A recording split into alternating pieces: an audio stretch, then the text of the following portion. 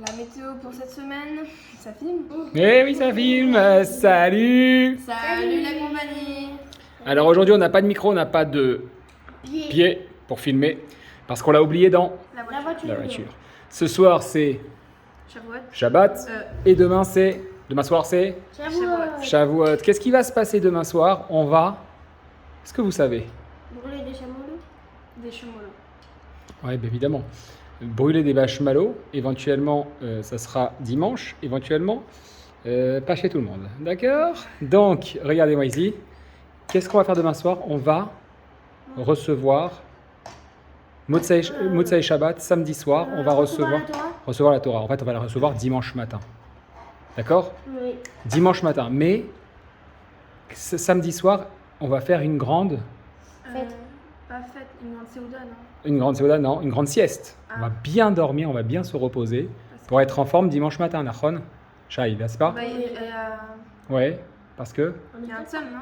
il y a un somme, non, il n'y a pas de somme. Non, non. On est quel paracha déjà? Dimanche, c'est Matan Torah, dimanche matin, tôt. Donc samedi soir, il faut vraiment dormir tôt, les enfants, d'accord? D'accord. Vous n'oubliez pas, bah, c'est tout l'inverse. Beau. On dort pas. Oui, j'ai cru qu'il fallait dormir pour la nuit. Exact. On pourrait Dormir penser pour qu'il faut la dormir pour la nuit. Et on a cette question qui se pose. C'est que en réalité, on se dit, les Chachamim me posent la question, pourquoi on dort pas? Moi, je sais. Pourquoi on fait la veillée, ce qu'on appelle la veillée? Ça veut dire que toute la nuit, on va étudier la Torah. On va, certains comme moi par exemple, je vais faire le tour des choules. On va suivre les différents cours qui sont donnés, etc. pour être opérationnel, pour être prêt à recevoir la Torah. Moi, je sais. Alors pourquoi? C'est parce que quand on était en Matan Torah, Ouais, on s'est endormi ouais. et on n'était pas réveillé pour Matan Torah. Donc aujourd'hui, on va éviter de dormir. On va rester toute la nuit réveillé. Tu connaissais cette explication, Jai? Non. On t'a appris ça à l'école? Non. On t'a pas appris ça à l'école? Non. Bon, alors effectivement, Elena a raison. On a appris que ce serait Matan Torah. Voilà. C'est tout, Matan Torah. Moi, je pense que comme on n'a pas le micro, c'est bien que tu parles encore plus bas. Ouais. Ouais, juste on le lit sur tes lèvres, c'est encore mieux. Voilà, c'est beaucoup mieux comme ça. On est sûr que tout va bien, d'accord? Banane, parle fort. Ok. Ok? Donc, du coup, effectivement, qu'est-ce que nous disent nos Chachamim? On va rester pas réveillé parce que... Parce qu'on va rester pour Matan Torah. Oui, mais pourquoi? Parce que nos aïeuls, c'est-à-dire ceux qui sont sortis, ils se sont endormis. Mais de qui on se moque? Comme tu as dit dans la précédente vidéo, Shai, ça fait 300 000 ans l'histoire. Ouais, mais quand même, Hein? quand nous, reçoit On la continue, punition, voilà. alors que ceux qui ont fait la bêtise. Exactement, pourquoi on rattrape ça? Donc, il y a une arnaque là, on est d'accord? Ouais. Il y a une arnaque, on va pas, corriger leur erreur d'il y a 300 000 ans, comme En dirait fait- Shai. En fait, je pense qu'Hachem voudrait nous faire corriger les erreurs parce que nous-mêmes on a fait une erreur. Quelle erreur t'as fait toi, par exemple? Je sais pas, mais peut-être qu'en fait on a fait une erreur mais on le sait pas. Peut-être qu'il nous a fait tout ça pour se poser la question. Ou peut-être qu'on a fait la même erreur qu'eux, donc on doit corriger celle à eux comme si on corrigeait la nôtre. Sauf que moi j'ai une problématique importante. Ouais. On dit que quand Moshe, c'est marqué comme ça, que quand Moshe il a prévenu le peuple juif, le peuple hébreu, les Bnei Israël, qu'ils allaient recevoir la Torah, qu'est-ce qu'ils ont fait? Ils ont commencé à compter chaque jour, d'où le... D'où le Chetagel. Non, compter chaque jour. Qu'est-ce qu'on Le Homer. Bravo mon fils, bravo, d'où le Homer. Donc ils étaient excités les gars. Ils étaient comme des fous. Waouh, on va recevoir la Torah et on compte et tout, c'est de la folie. D'accord? Comment on peut imaginer que, dernière seconde, ok, 49e jour, demain c'est la Torah. Enfin, non, petite parenthèse pour ceux qui nous écoutent. La Torah elle a été reçue le 51e jour, pas le 50e. Mais ça, on en parlera à un autre moment. En tout cas, la veille, ils vont dormir. Il n'y a pas un problème là? Ouais, alors Je peux pourquoi en parler à un autre moment, ça m'intéresse. D'accord chérie, je vais t'en parler juste après. Mais c'est normal, parce qu'en fait, c'est pas normal, mais c'est juste ça. En fait, quand on te dit demain tu vas à Paris et tout, tu arrives pas à t'endormir la nuit. Bon appétit. tu es trop excité. Mhm. Moi, la dernière fois Il est qu'on m'a en dit train de j'avais manger derrière la caméra. j'avais dormi 2 heures dans la nuit. Eh ben voilà. Parce que après j'avais appelé ma mère et je lui ai dit mais maman pourquoi j'arrive pas à dormir? Elle m'a dit t'es trop excitée. Voilà, alors maintenant comment... tu reçois le truc le plus grand de toute l'humanité, tu reçois un Mashiach comme. Ouais, Tu il sait t'endors. Mashiach, parce que Moshe c'est le premier Mashiach évidemment, donc c'est Tu t'endors. le top. Et en plus, ils vont recevoir la Torah. Matan Torah. Ce matin, on a dit c'est quoi? Matan c'est donné non? Matan, ça vient de quel mot? Ouais, Matan donné, mais ça vient de Matana. Matana. C'est un cadeau. D'accord? Et Matan, quand tu dis donner, ça veut dire dans le sens où on donne gratuitement, c'est vraiment un cadeau. Donc à Akadosh Baruch Hu il nous offre la Torah, personne ne va aller dormir. Comment on peut imaginer la question d'aujourd'hui? Comment on peut imaginer que les Bnei Israël, ils se sont dit, on est hyper excités, on compte 50 jours, on est au 49e, allez, une petite sieste là pour être en forme. Allez, qui me donne la réponse? Vite, vite, vite, qui c'est qui a une idée? Ouais. Parce que c'était le 50e, donc ils avaient encore 2 jours.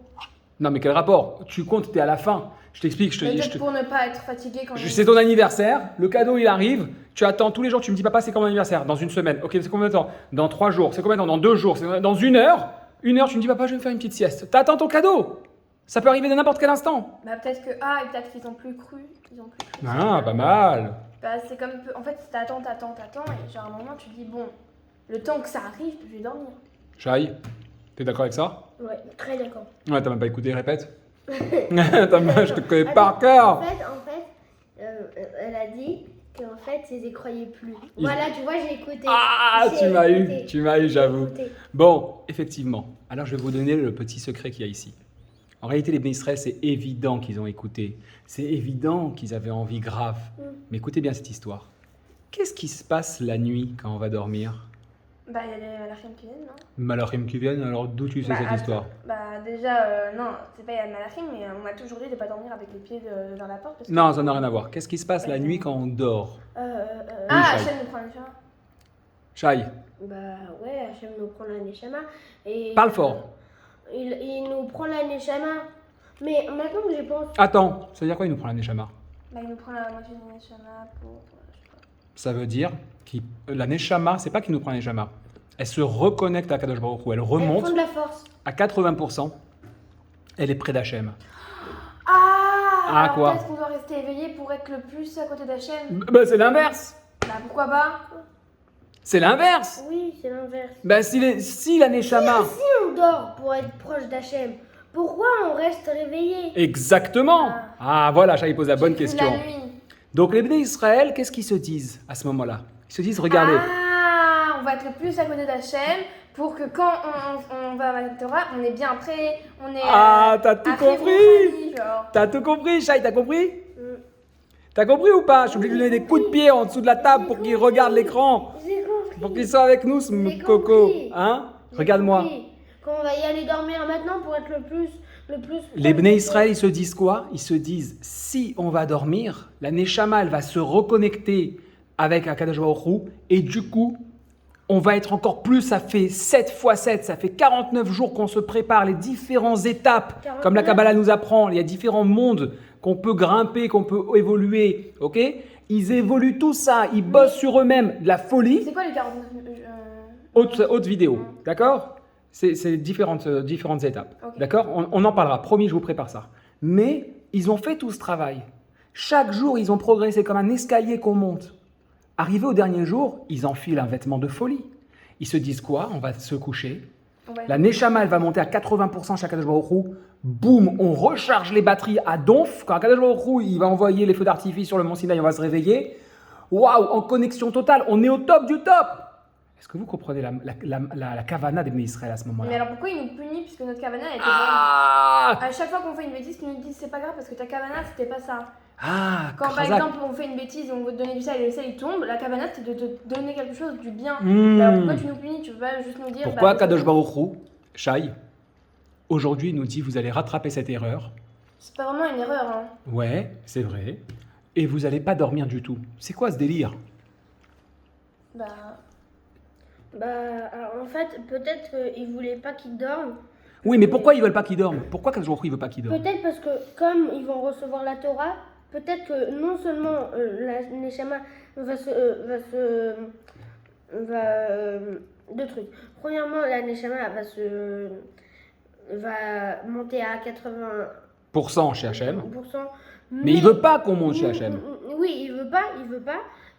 Lui, il va venir à nous avec la Torah. Ouais. Deuxième truc, peut-être qu'en fait, la nuit, il s'est passé quelque chose qu'il voulait pas qu'il rate. Non. Il n'y a rien qui s'est passé.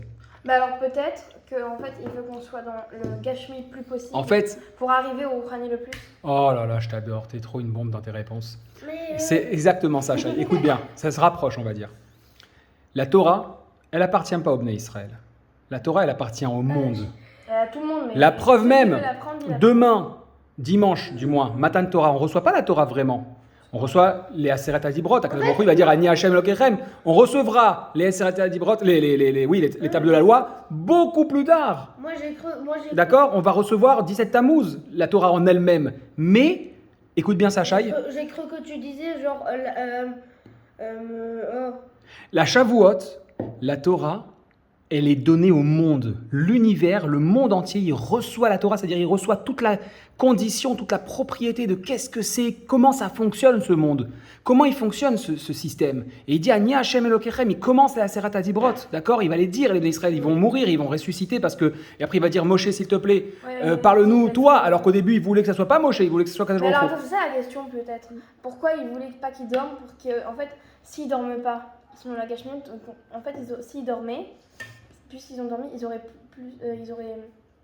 pu entendre la voix de Dieu.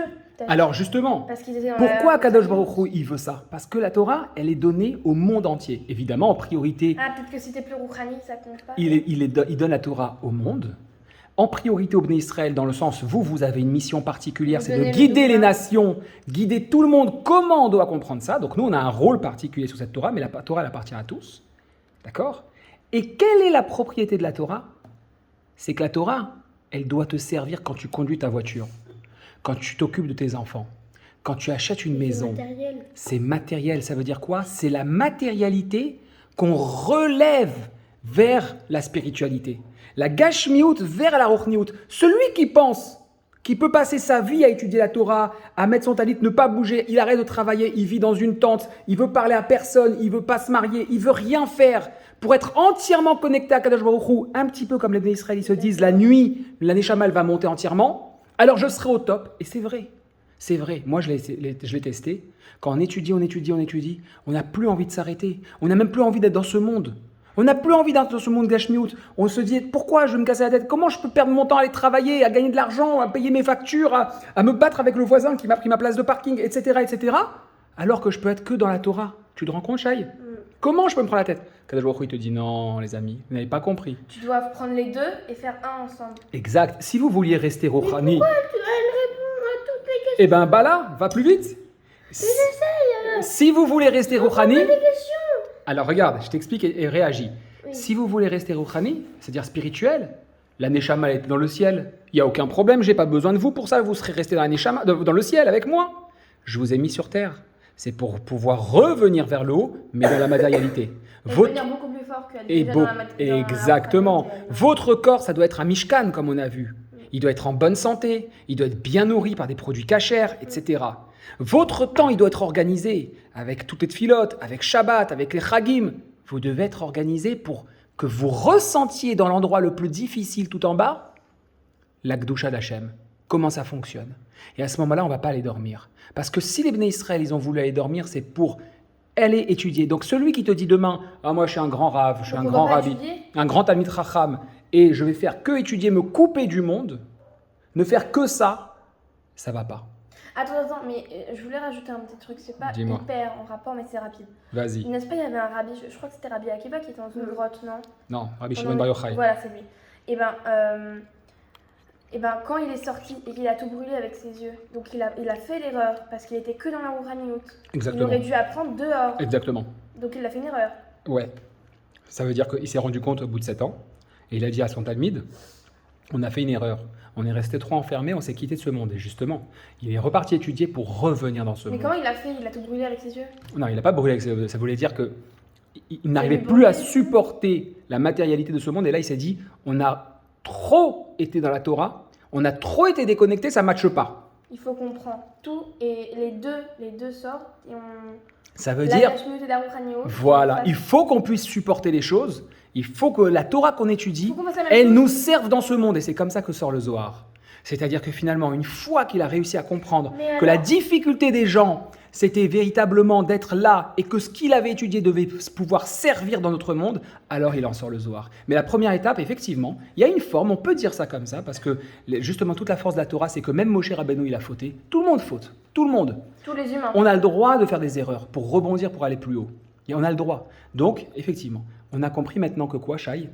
Que la Torah, elle sert dans le monde. ce Dans monde ce monde matériel. et dans le monde. Mais en fait,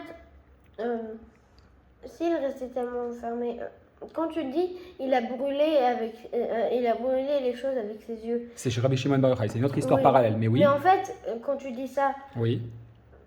les petits enfants qui voient des films et tout, ils vont penser vraiment genre c'était Superman, il a brûlé et tout. Mais en fait, c'est pas ça, c'est juste qu'il était tellement. Il s'est déconnecté du monde. Ouais, Et quand il a vu des choses mal, ouais, il Pas voulait mal. plus. Moi j'appelle ça des choses mal. oui. Il voulait plus que ça soit comme ça, en sorte qu'il les a brûlés. Exactement. Ça veut dire qu'ils ne supportaient pas. Ils disent mais comment cette personne elle peut passer son temps à aller travailler, à dire il faut que je travaille plus pour gagner plus, etc. Alors que c'est Akadosh Baruch Hu qui envoie la bracha. Il ne comprenait pas dans sa tête parce qu'il s'était enfermé trop longtemps. Donc il est retourné pour revenir ici et servir quelque chose de puissant. Et c'est ce qui s'est passé. Il a réussi. D'accord. Donc on vous souhaite Shabbat Shalom. Shabbat Shalom Et Chag Sameach. et Chag Sameach évidemment. Passez un bon Shavuot. Faites une bonne veillée, même si vous êtes crevé, essayez de tenir, rajoutez-vous une demi-heure, 1 heure de veillée supplémentaire. Prenez un sefer en français, en hébreu, en allemand, en anglais, on s'en fout. Étudiez un petit quelque chose. Pensez à respecter ce jour, à le sanctifier davantage. Et n'oubliez pas que dimanche matin, on reçoit Shavuot. la Shavuot, la Torah. Chag Sameach. Chag Sameach. À la semaine prochaine.